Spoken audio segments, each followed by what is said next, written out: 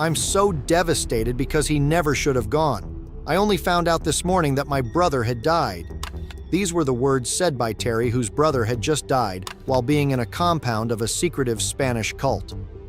Now Terry's brother had gone back to the cult's compound after 22 years of absence, and within 6 days, he died.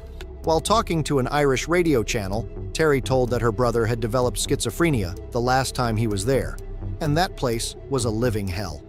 Now, just to let you know, the place that she was talking about is the Palmarian Church. I know I used the word church, but there are many who call this nothing more than a cult, and well, they have their reasons. This is a cult whose members aren't even allowed to talk to anyone from the outside world. They call themselves Christians, but they are nowhere near to Christianity. Rather, they have their own popes. And this is just the surface of the whole set of weird rules that they have to follow. So the question here is, what is this place? Who are these popes? And exactly how did this church come into being? This is the story of the cult of the blind pope, a story that began more than 60 years ago with the foundation of the Palmarian Church. Let me take you to the place where all of this started. Situated in the vast agricultural region of Andalusia, Spain is a small town called El Palmar de Troya. This is the town where this cult began with some Marian apparitions. Since the 19th century, there have been numerous instances within the Catholic community of the term Marian apocalyptic movements. These movements stem from reported encounters where the Virgin Mary is believed to appear to ordinary people. Now, some such apparitions allegedly took place in Palmar too during the time of political turmoil in Spain. The apparition I'm talking about wasn't an ordinary one. It was one of these apparitions that would ultimately lead to the development of the Palmarian Christian Church. On March 30th, 1968, 4 young Spanish Catholic girls with ages between 12 to 13 went to pick flowers in a field outside their town when they saw a woman standing next to a tree smiling at them. The woman said nothing and disappeared. The girls believed that they had seen the Virgin Mary. Naturally, the word about the alleged apparition spread like wildfire, and hundreds of people started visiting the field to pray near the tree. This event led to many more people making claims that they have witnessed similar events. One such claim allegedly happened on April 11, 1968, when a devout Catholic woman named Rosario Arenelas reported seeing the Virgin Mary in the very same location. About 2 months later, on June 6, 1968, Maria Luisa Vila from Seville visited the farm and described experiencing a mystical event in which she believed Jesus Christ communicated to her.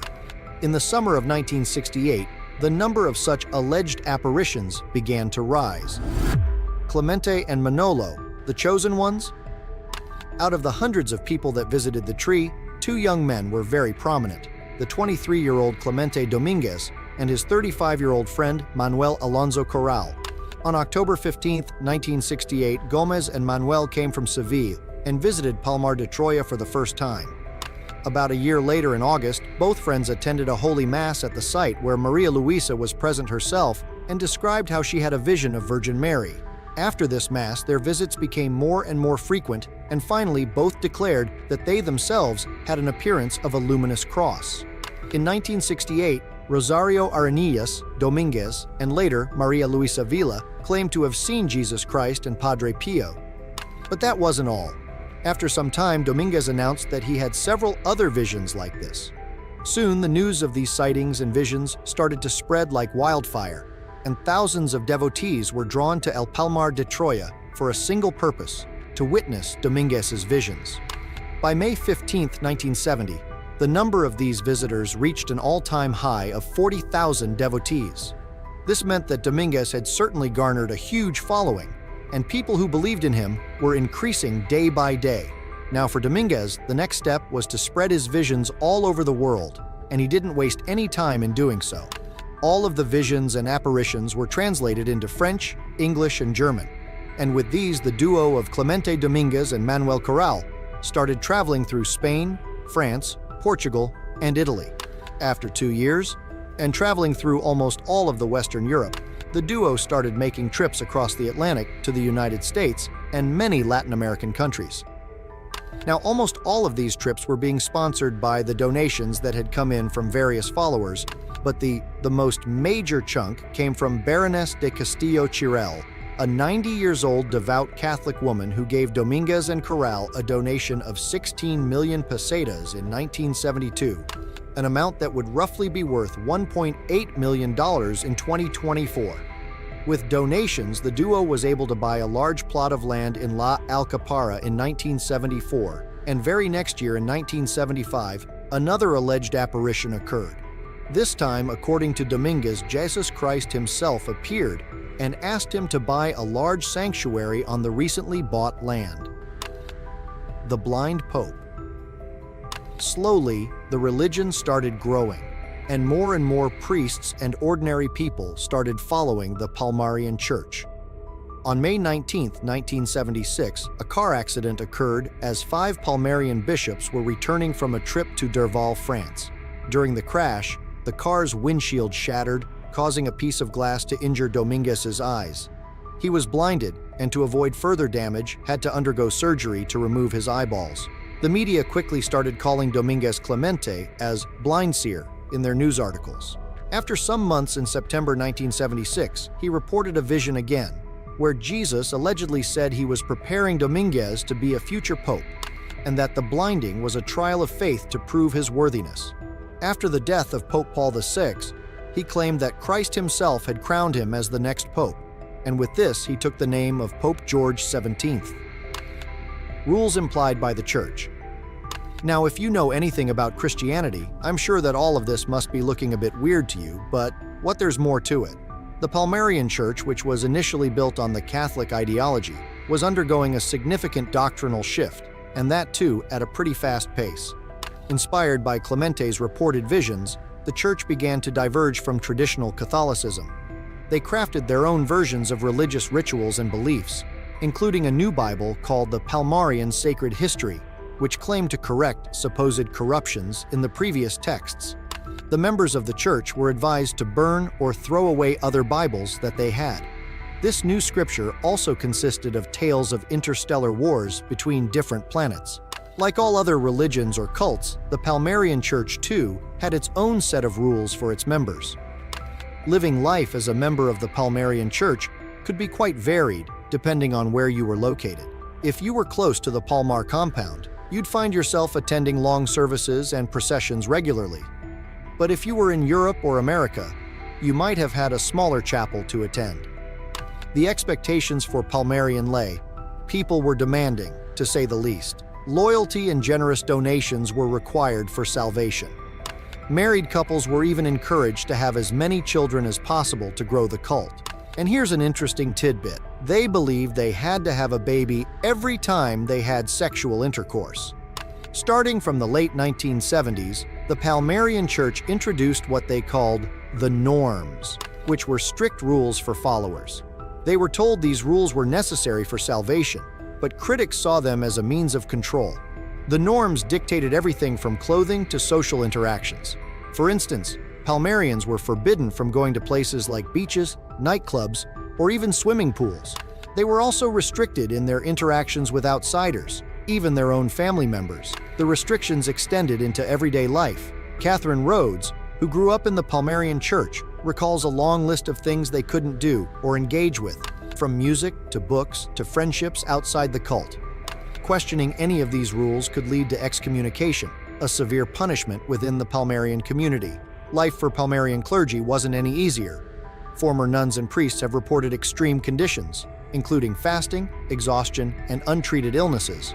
Sleep deprivation was so common that clergy would often collapse during services or even get into accidents due to falling asleep at the wheel. Sadly, reports of abuse within the Palmarian Church have surfaced, including cases of sexual abuse. And one of the most extreme examples of this was a Cuban member of the church who castrated himself in order for him to avoid any sort of sexual feelings. Even then, he was excommunicated from the church. Clemente's attitude. Clemente's personal life was quite a roller coaster, ranging from the outrageous to the downright bizarre, according to former members of the Palmarian Church. Reports suggest he was quite the heavy drinker, often knocking back as many as 20 martinis during wild nights out in Seville.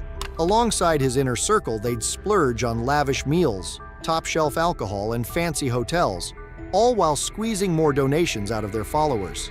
Despite being the Palmarian Pope, Clemente wasn't exactly a regular at the Basilica.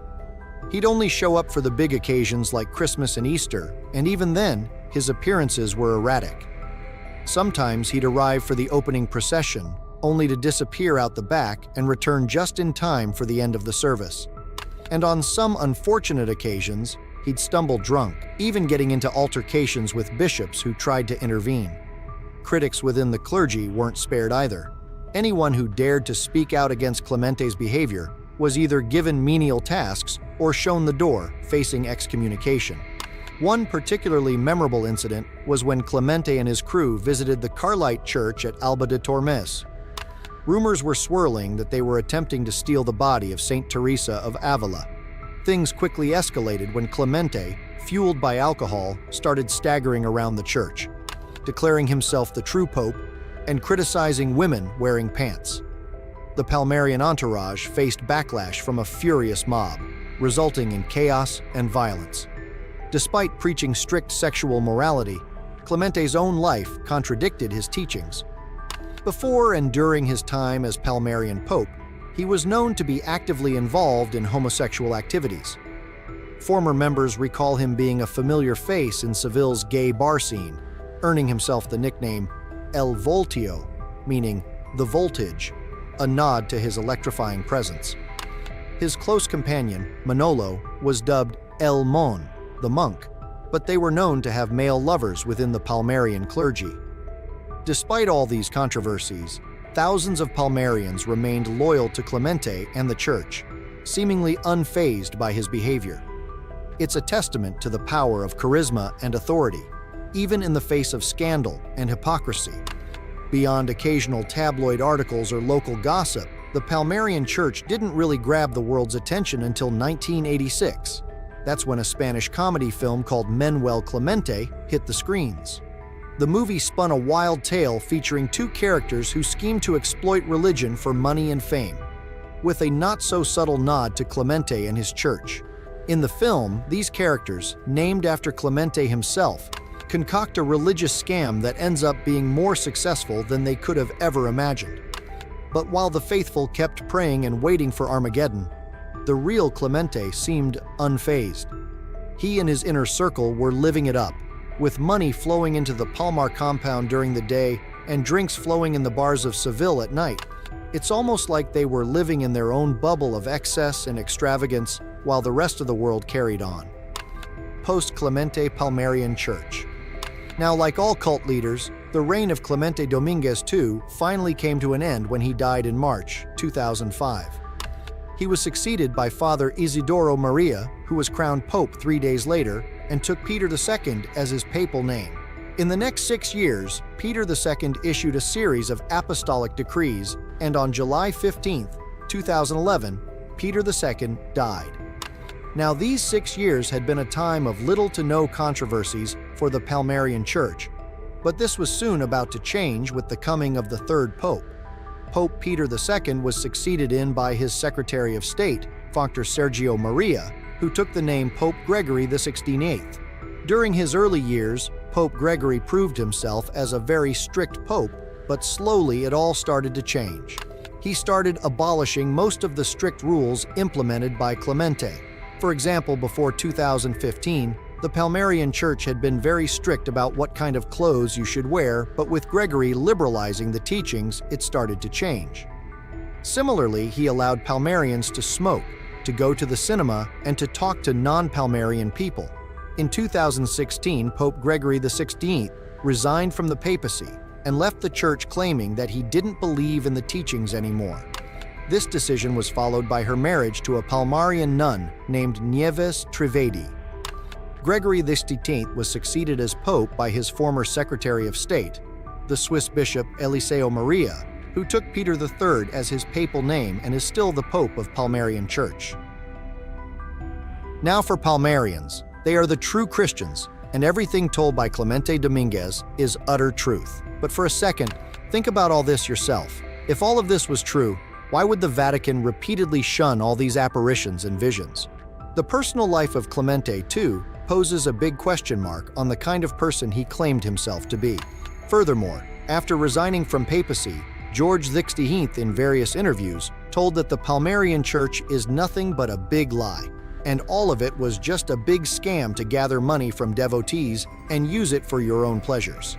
Now, a big organization where the leader asks his followers to believe in everything he says and follow weird sets of rules while taking in millions in donations. If this isn't a cult, then I don't know what is.